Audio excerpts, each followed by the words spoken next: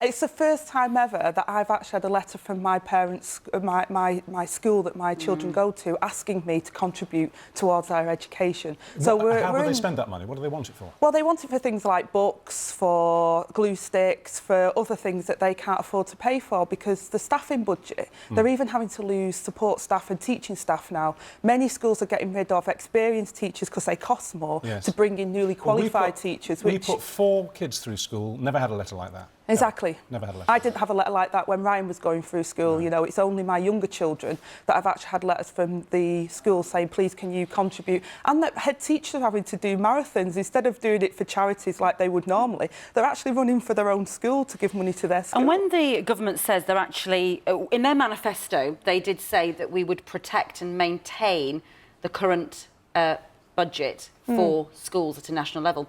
They are sticking to that, aren't they, and putting a bit extra in. But the point, presumably, is that even putting that extra in doesn't counter the fact that there's inflation, schools cost more, there are more children in school now.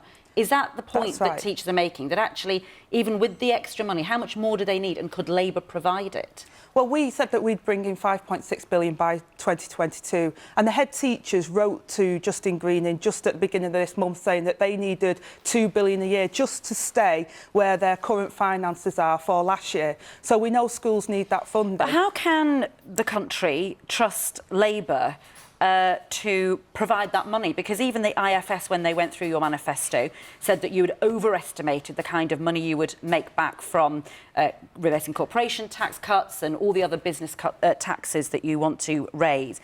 And in Wales, where Labour has been in charge, I mean, truly been in charge of education, the outcomes have been worse. So Labour actually now it's in a position when you're in opposition, you can make lots of promises, but in Wales where you're doing it, you're not doing it well. Well, in Wales, they've just announced that they won't be increasing tuition fees. They kept maintenance grants. Education in Wales is improving.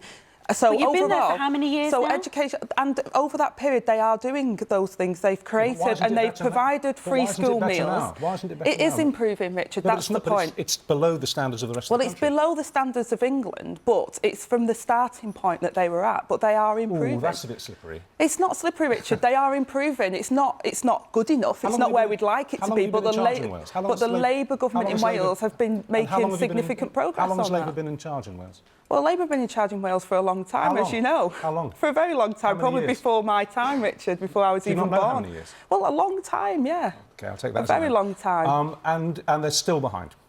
Well, how much longer do you need to catch up? Well, education is improving in Wales. It is improving in Wales. We've created a situation in Wales where the poorer students do get the support that they require. The deprivation in some areas of Wales is significant, and we've put that investment there. Instead, unlike the Conservatives in England who wanted to bring back selection and have taken the money out of our school system, we said we'd invest it, and we have done that. We've kept maintenance grants for the poorest students. Yeah, can I just ask, we've reduced fees. We've brought in free school meals. Yeah, but why are you promising free school meals for every primary school child? Isn't that just a waste of money for those families that actually... Because there are many families who wouldn't mind paying a couple of quid. They can afford it. Because they'd rather that money went somewhere else. So why are you providing more, in a sense, than you need to at primary school when money is already tight? In the government's own reports that Michael Gove had published was that they said at primary school level it actually helps all students to have free school meals. That's why the government introduced it in the early infant stages, but it also talked about the junior